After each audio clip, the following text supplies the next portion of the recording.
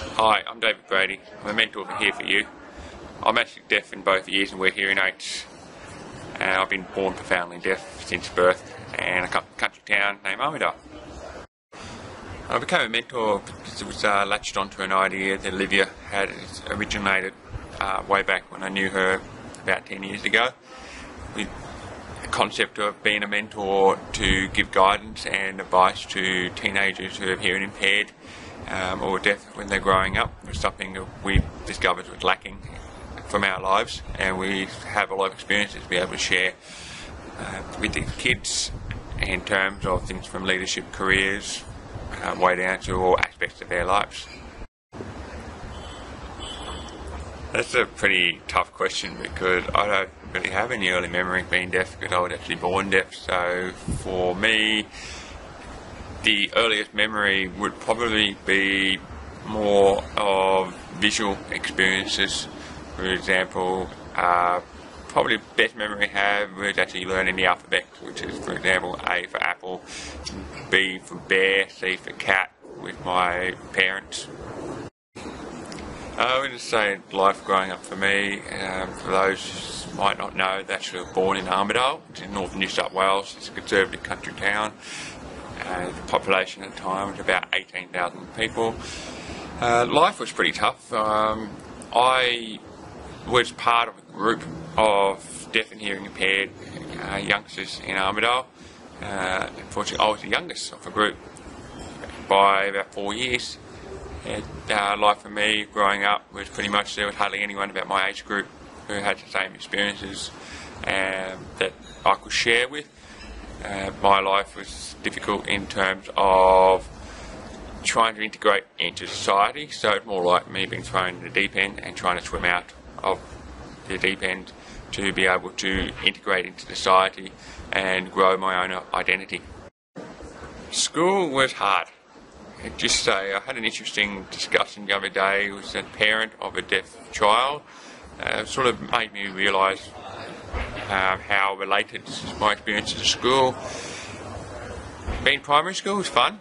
Everyone didn't care whether you were hearing impaired or had one arm or anything like that. Everyone just got on with it, and it was just mainly all about games.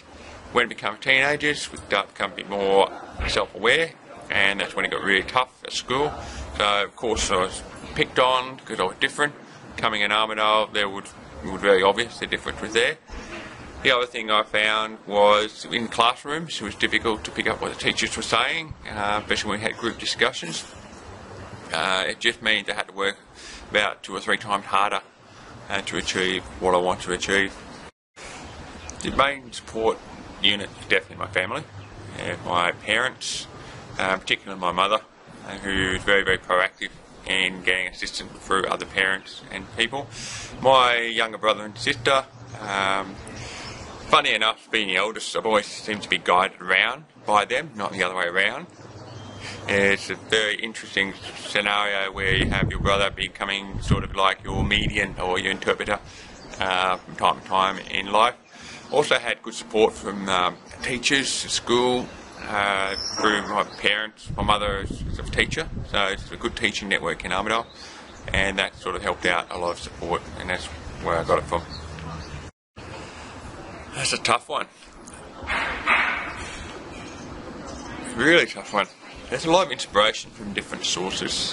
One inspiration I had was from,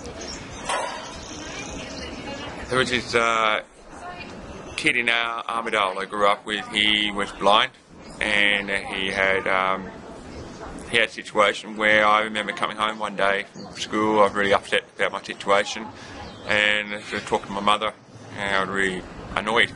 And my mother talked about this young man called Daniel Hartman, who's actually blind and he couldn't see, and the way he was achieving in his life in Armidale, and he overcome his prejudice, and it was quite inspirational to look up to him, even though he was a similar age, probably a couple more years older. It just sort of made me realise that other people were doing it tough, and it was just more of a let's get on with it, and to focus on making it the best you can be. Again, it's a tough one because I have so many achievements I'm proud of. Now, if I had to whittle down to two that really stand in my memory, one was representing Australia in the Deaf Olympic Games in Melbourne in 2005 in water polo. I think it was an achievement for the fact that I've only just started the sport 3 years before, had to train hard and experience like being an athlete, and then going to a cultural festival where there meet people from all over the world. That was an amazing achievement. The second achievement, I think the biggest, was actually getting my master's degree at the University of Sheffield. But actually finishing a thesis, which is the book. That was definitely an achievement, because for me to overcome a lot of situations in learning grammar in English and actually getting a proper publication was probably marked as a really strong memory for me. I think the word obstacle is an interesting word. It's one that I believe one of the biggest obstacles I have to overcome is actually getting a job. It's trying to convince people that I can do just as good as the next candidate to actually put an application on paper. It was frustrating for me from time to time when I was looking for work. I've been out of work for 6 months looking for a job, went to about 50 different interviews, different people, trying to convince people to actually employ someone like myself. Fortunately, I found where I am now with Touch Football Australia, my current employer, who's kept faith in me to give me a go. And I tell all employers out there, give a hearing impaired or a deaf person a go, because you'll be very surprised at what they can achieve. I think the real one I live by is by the famous American deaf hearing impaired actress Marilyn Manson. She quoted that hearing impairment is something it's not in the ear, it's actually in the mind, and I believe that was quite a strong motto to live by. For a start, to get me. But I also get to have an insight into the rich experiences of mentors like myself and all the other mentors we have in our program. And a great opportunity to be involved to pick the brains out of questions they might have that we had when we were their age. And I believe that's a real benefit to a teenager involved in the program, because there are a lot of questions and they are sitting in the back there of your mind, and the great benefit is someone like myself, or if not myself, one of the other mentors will be able to provide you some guidance and suggestions to be able to achieve what you want to achieve. To be honest, I have quite a few actually. They're probably too numerous to actually say the achievements that each of these mentees actually grown and gained confidence, having seek the answers or guidance they've received from myself and my fellow mentor of my age group, which is about year 11 and 12, with Kate. I think the best one I had was the fact that one of our mentees actually met the opposition leader during the election time. He was close to being the Prime Minister, but he obviously met one of our mentees, and I thought that was really inspiring to hear that someone has the courage and conviction to go and contact Tony Abbott and have a conversation with him. I think that was probably one of my favourite stories. Personally, I believe I've achieved a lot with Here For You so far. It's definitely gained a benchmark moving forward to what I believe could be an expanded program around the whole country, as well as into New Zealand and other parts of Asia Pacific region. I see Here For You as a great opportunity for young hearing impaired Australians, in the case of Australia, linking in with hearing impaired and deaf Australians who've had similar experiences of their age, to be able to share it and to build a stronger and richer future for everyone involved. Next 12 months are going to be very busy for me. I've doing a lot of work. Happily been business operations manager of Touch Football Australia. We've got some big programs coming up for the sport as a professional sense.